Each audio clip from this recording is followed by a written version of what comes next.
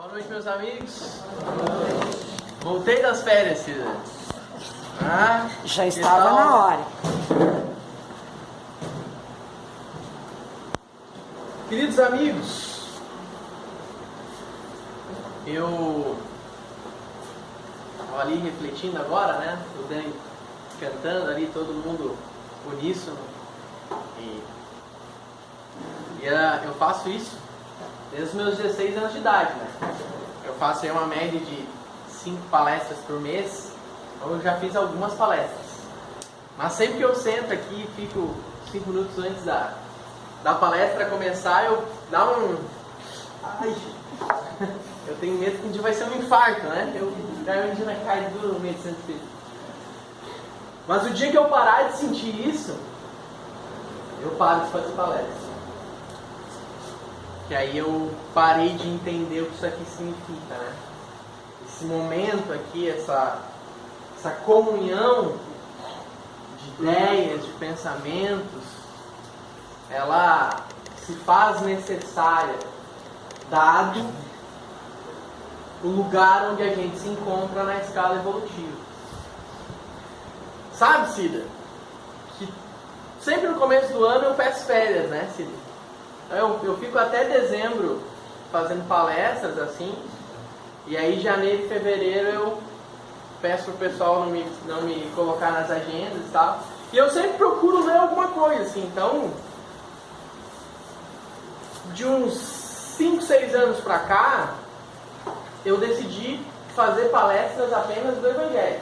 Vocês já devem ter notado isso, né? Toda vez que eu venho aqui, eu venho falar de Jesus. E por que eu tomei essa decisão? Porque todo começo de ano eu parava para estudar. E eu tentava buscar outros conhecimentos, outras referências. E fazem uns 5, 6 anos que todo janeiro e fevereiro eu estudo. E nada do que eu estudo toca o meu coração.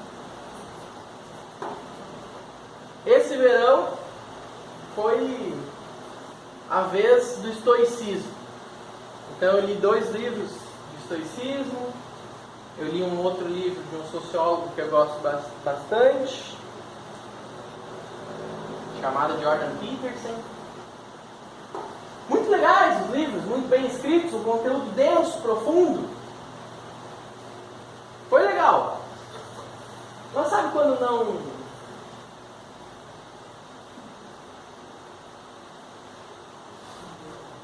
E aí, eu li uma frase, que está na segunda carta aos Gálatas, versículo 20. Frase muito famosa, do apóstolo Paulo. Já não sou eu quem vive, mas o Cristo vive em mim. E eu disse, é isso aí. E aí eu me coloquei em profunda reflexão acerca disso, né? E a gente vai percebendo que a gente pode estudar todos os conteúdos do mundo. Sociologia, filosofia, psicologia. Mas tudo que está lá está no Evangelho. Porque o Evangelho é um conteúdo basal da humanidade. Fazia sentido há 2000 anos atrás, faz sentido agora. Quando a gente olha para o Evangelho com profundidade, a gente vai ficar a vida toda lendo o Evangelho. A vida toda lendo a Bíblia. E quanto menos esperar, tu vai ler uma frase que vai tocar o teu coração, como nada havia tocado antes. E é doido isso, né? É escrito há 2000 anos. É as mesmas frases. Mas tem um dia que bate diferente. E aí, encontrei uma mensagem que está no livro Mensagens Fraternais, do Espírito Rodrigo. E a mensagem se intitula A Vontade de Deus. Tal é o título da palestra, né, Silvio? E aí, eu gosto sempre de fazer reflexões, né? E questionando, qual é a vontade de Deus?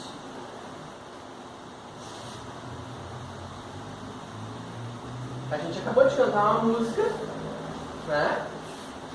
Prece mais conhecida da história, o Pai Nosso, que diz: seja feita a vossa vontade.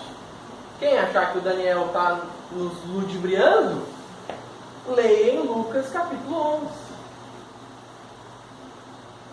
Seja feita a vossa vontade. E é estranho, porque a gente repete isso há 2000 anos. Jesus ensinou a prece do Pai Nosso.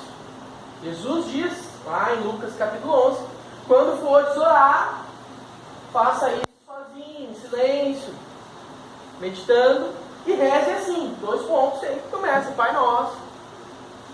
E lá no meio está, seja feita a vossa vontade. A gente repete a mesma prece há 2000 anos, no centro espírita, na igreja católica, no futebol, né? Antes da partida, quem joga aí no futebol amador sabe, a galera se reúne e reza o Pai Nosso para ninguém se machucar. A gente repete essa frase há 2000 anos, seja feita a vossa vontade. E no dia a dia, o que a gente quer? Que seja feita a minha vontade.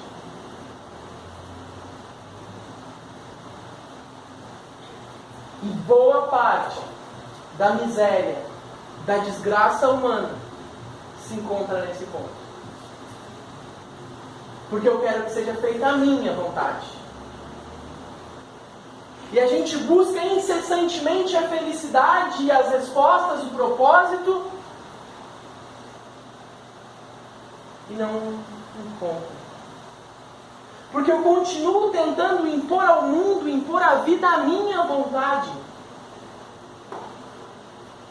Quando a resolução das mazelas do coração de todos nós encontra-se em fazer a vontade de Deus. Quando alinhamos a nossa vontade à vontade de Deus, encontramos paz. Mas não vamos confundir, né, dona Doroti? Nós temos que mudar a nossa vontade para que ela se assemelhe à vontade de Deus. Não dá para querer que Deus se diminua e faça a nossa vontade. Nós somos muitas vezes como crianças mimadas, né? Bate o pé, faz uma fiasqueira. Ah, eu quero isso. Me dá aquilo.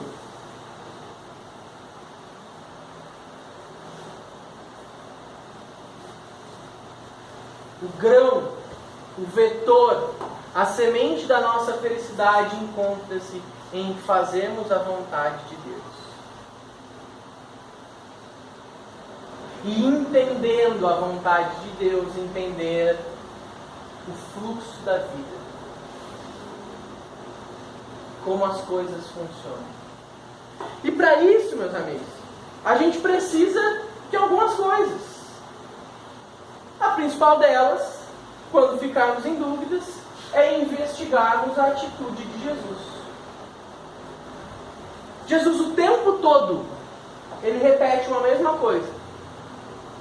É assim que o meu Pai deseja. É assim que o meu Pai quer. Todo momento, os discípulos vêm perguntar para ele, querem fazer isso aqui, ele diz, não, é assim que o meu Pai quer. O meu Pai trabalha e eu também trabalho. Em nenhum momento a gente vai ver Jesus impondo a sua vontade. Pelo contrário. No alto do Calvário, após cantar um salmo, ele diz, seja feita a tua vontade. Se Jesus, que é Jesus, entende que é necessário que se faça a vontade de Deus, quem é o Guilherme na fila do pão? Para achar que a minha vontade tem que se estabelecer. Mas é justamente nesse processo de tentar enfiar goela abaixo do mundo, da vida, a nossa vontade, que nós encontramos enfermos do corpo, da mente, do coração. Não vamos nos enganar. Nós espíritas não podemos nos enganar. Toda enfermidade do corpo é um processo de cura por uma enfermidade da alma. Todos nós temos alguma coisinha, alguma mazela que vai nos fazendo adoecer o espírito até que isso explode numa enfermidade do corpo. Muito porque estamos fora do fluxo. E aí, meus amigos, eu quero trazer algumas reflexões aqui sobre o que é fazer a vontade de Deus. E que vontade é essa? E a primeira etapa é entender quem a gente é e onde a gente está. Eu não sou o Guilherme. Eu sou um espírito imortal, assim como todos vocês, vivendo uma experiência transitória e muito rápida. Sabe quando a gente diz assim, nossa, passou voando, né? Já estamos em março. A vida é isso aí. Sabe o que é os 70, 80, 90 anos que nós vamos viver aqui? Um relâmpago na eternidade. Então eu sou um espírito imortal, filho de Deus, herdeiro do Criador, parte da criação, agente transformador da realidade. E estou vivendo num planetinha, mais ou menos assim, planetinha nota 5,5. E a realidade aqui é a transitória dor e sofrimento. E relativíssima alegria e felicidade. Então, para fazermos a vontade de Deus e assim estarmos num nível de felicidade acima, superior, precisamos entender que aquele que faz a vontade de Deus, primeiro, não se apega. Não se apega aos bens materiais. Porque entende que é preciso aspirar os bens da alma. E, meus amigos, ser desapegado dos bens materiais não tem a ver com conta bancária, com status, com isso ou com aquilo. É uma condição de espírito. Você pode pegar um rico extremamente apegado e materialista, como você pode encontrar um rico extremamente desapegado e espiritualizado. Assim como você pode pegar alguém na sarjeta, seja extremamente desapegado e espiritualizado, mas também vai encontrar alguém extremamente apegado, materializado. Porque é uma condição do espírito, não da classe social. Então, não se apega aos bens materiais, ao teu cargo, à tua função, ao teu poder, ao teu lugar. Tudo é passageiro. Dedica todas as tuas energias e todas as tuas forças a buscar os bens da eternidade, que são as coisas boas que a gente faz, as virtudes que a gente tem e os vícios que a gente vai subtraindo ao longo do caminho. Então não se apega. Segundo, e o que eu considero mais difícil, dona Doroti, para mim pelo menos, não reclama. Esse eu vou fazer um quadro, pendurar na minha porta, assim, todo dia que eu sair de casa. Não reclama. Aquele que deseja cumprir a vontade de Deus e assim buscar a felicidade não reclama, Porque entende que tudo na vida é um processo de aprendizagem. Tudo. Não fiquem bravos comigo. Eu só venho aqui falar. Quem criou as regras foi Deus. Reclamou, perdeu. Reclamou, já era. Saiu de casa, deu errado. Graças a Deus. O que Jesus quer te ensinar hoje, nesse momento, com essa dificuldade, com esse problema? Aqui e agora?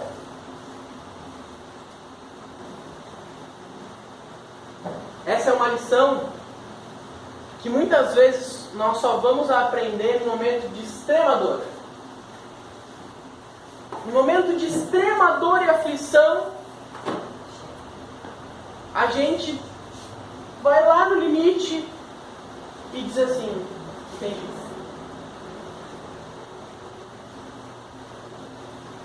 E às vezes a gente passa por isso diversas vezes e não entende.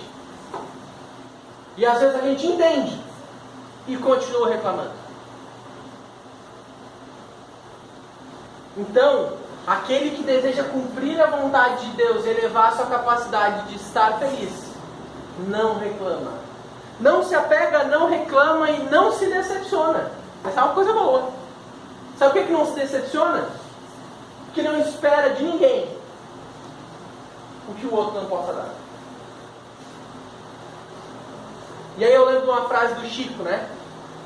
O Chico dizia assim, ó: aos outros eu dou o direito de serem como são. A mim o dever de ser a cada dia um pouco melhor.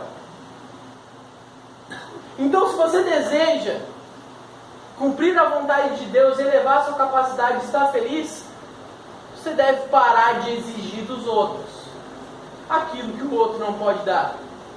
Aquilo que muitas vezes nem você mesmo pode dar. Se os filhos entendessem isso na relação com seus pais e parassem de exigir muitas vezes dos pais o que o pai muitas vezes não pode dar, as relações estariam mais saudáveis. Quando eu paro de exigir do outro aquilo que o outro não tem condições espirituais de dar, eu paro de me decepcionar. Quem aí já leu o Evangelho? Levanta a mão. Tá bom. 84%, tio. Quem aí já leu o Evangelho, me responda. Quantas vezes Jesus se decepcionou no Evangelho? E olha que a galera se passou, né? Sabe por que Jesus não se decepciona? Porque ele entende de onde ele está. Ele não pode exigir de Pedro que o Pedro seja assim a coisa perfeita.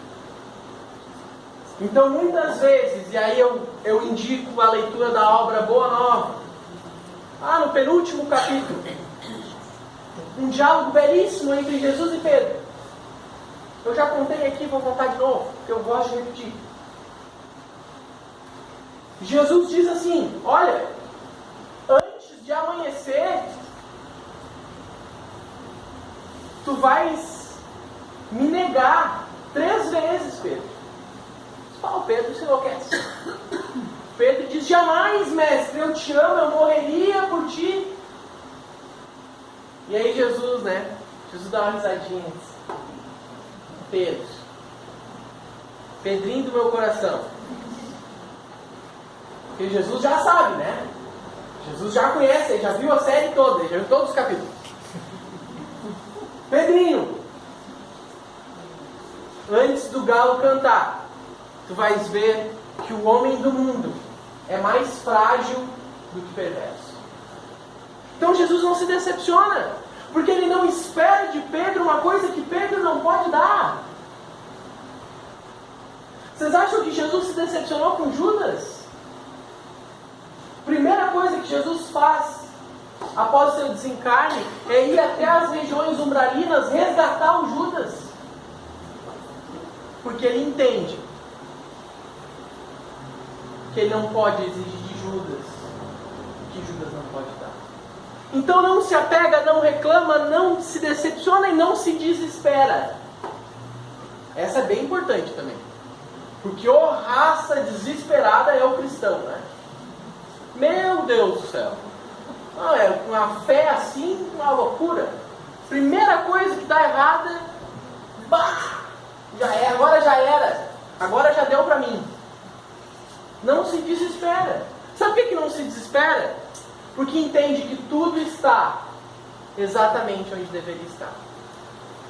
Tem uma passagem que eu adoro, que é a passagem que Jesus está com os discípulos no barco e fecha o tempo, começa a vir uma tempestade maluca. O João assim, né, se apavora, Pedro se apavora, todo mundo apavorado no barco. Sabe o que Jesus fazia nesse momento? Jesus dormia no barco. E aí também é uma frase que está no Evangelho: o justo não teme a tempestade. Então não se desespera. Calma. Tudo está exatamente onde deveria estar. Está no meio da tempestade? Relaxa. Reclamar, se estressar, ficar doido, não vai adiantar em nada. Nada. Sabe qual é a maior dificuldade de um salva-vida a salvar alguém que está se afogando? Que a pessoa não fica quieta.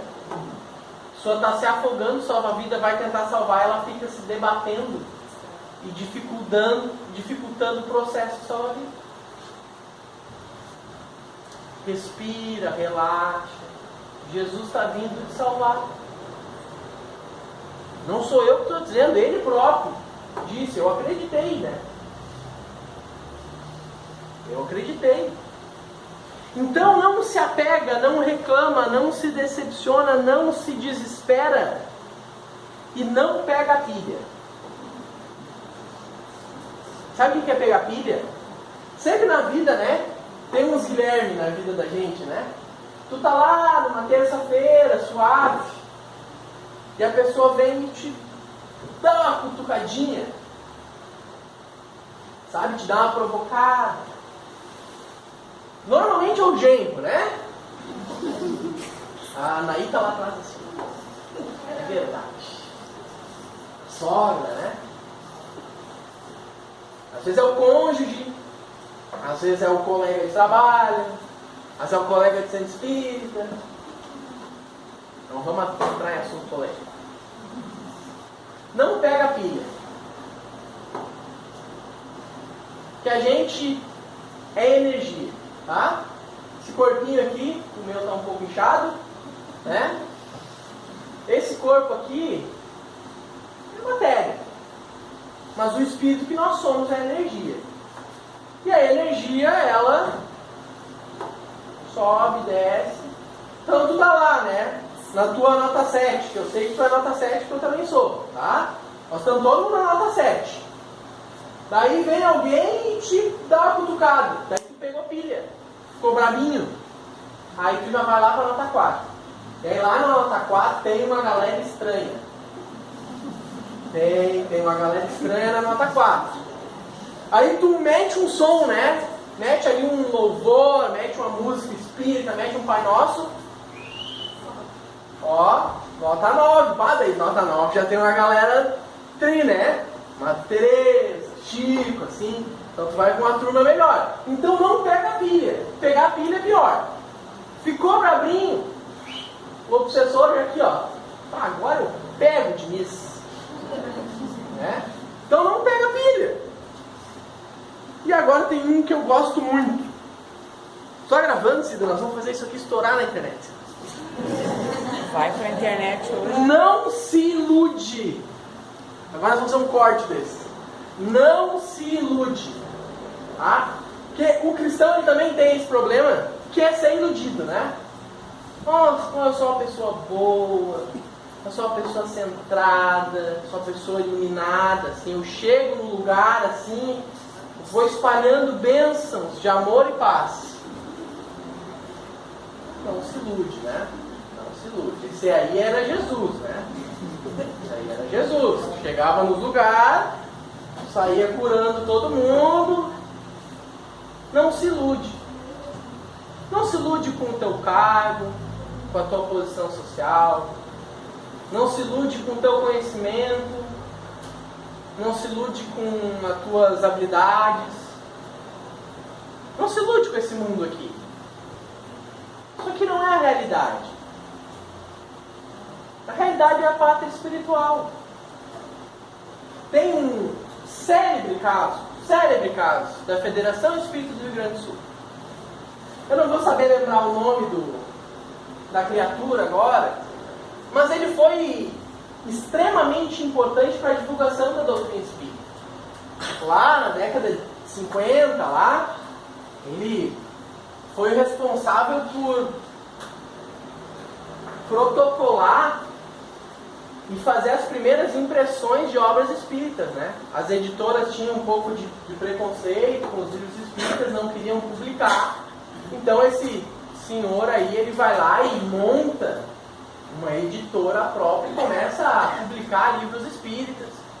Ele, depois de um tempo, ele vai ser presidente da Federação Espírita do Brasil. E aí ele desencarna, né? Que é o que acontece com todo mundo.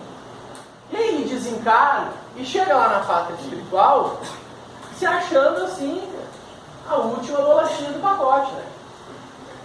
Sou presidente da FEB, né? Publiquei mais de não sei quantos mil livros espíritas. Só que aí ele começa a ver que tem umas coisas estranhas, assim. Tem umas pessoas que tem uns brilhos no peito. E ele tem uma luzinha de LED, assim, fraca.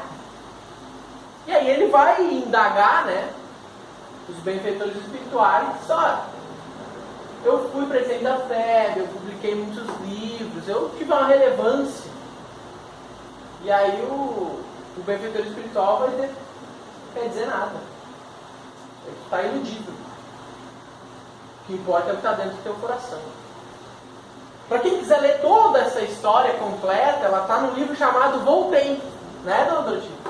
Psicografia de Chico Xavier. Está lá toda a historinha do cara. Vocês vão ver que ele estava completamente iludido, porque ele achou que isso aqui era a realidade. Não é. Então vamos se iludir, né? Vamos segurar o nosso pagode. E por último, meus amigos, mas não menos importante, não discorda de Deus. Tá? Quer discordar de mim? Beleza, tá tudo certo. Mas de Deus, não discorda. Então não adianta. Eu sei que tu tem as tuas manias, as tuas vontades, eu também tenho as minhas. Eu também tenho as minhas. Mas isso não faz de nenhum de nós o dono da verdade. Porque só há uma verdade. Essa verdade é Deus. E só há um caminho à verdade. Jesus, vírgula, o Cristo. E não sou eu que estou dizendo. O próprio Jesus diz em João, capítulo 5, eu sou o caminho, a verdade e a vida. Ninguém vem ao Pai, senão por mim. Observem, ele diz, eu sou o caminho, a verdade e a vida. Então não é o Guilherme. Então não discorda de Deus. E aí a gente tem um anseio, né? De dizer assim, eu sou assim. Esse é o meu jeitinho. Eu tenho uma amiga minha que ela faz isso. Ela pisa na bola assim. E aí ela diz, é que é o meu jeitinho. Teu jeitinho está errado.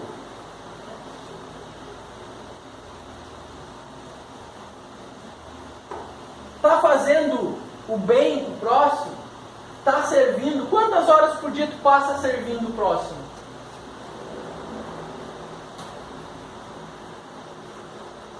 Quantas horas por dia os teus pensamentos são bons?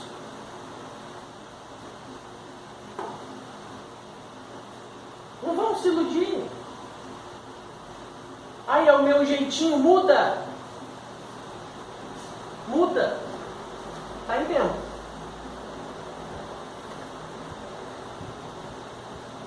A gente precisa abrir mão das nossas verdades para encontrar a verdade. Abrir mão das nossas manias, das nossas mesquinharias, das nossas vontades, do nosso ego. Nós somos movimentados todo dia pelo nosso ego. Aperta o pause, dá uma refletida. Será que eu sou tão bom assim? Na dúvida, eu trago aqui um conjunto de palavras que eu vou ainda fazer um quadro, botar gigante na minha sala, que é: entrego, aceito, confio e agradeço. Na dúvida, entrega nas mãos de Deus. E aceita, né? Aceita, às vezes vai doer, às vezes vai ser ruim, às vezes o remédio é amargo, mas aceita, entrega, aceita, confia. Confia no processo. Confia que tudo está exatamente onde deveria estar. O Criador da vida é Deus. Ele é mais esperto do que tu. Ele tem mais capacidade do que tu. Então confia nos planos de Deus. E agradece.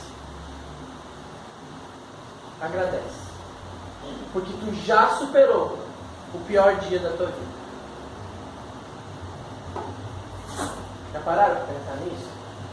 Se tu está aqui hoje, seja por que cargas d'água que Deus te colocou sentadinho nessa cadeira de plástico aqui em Capão Novo, tem um propósito por trás disso. E um desses propósitos é fazer tu entender que o pior dia da tua vida tu superou. Isso não quer dizer que amanhã ou depois tu tenha um dia muito ruim novamente. Mas eu tenho certeza, se Deus é por nós, quem será contra nós? Muito obrigado, meus amigos.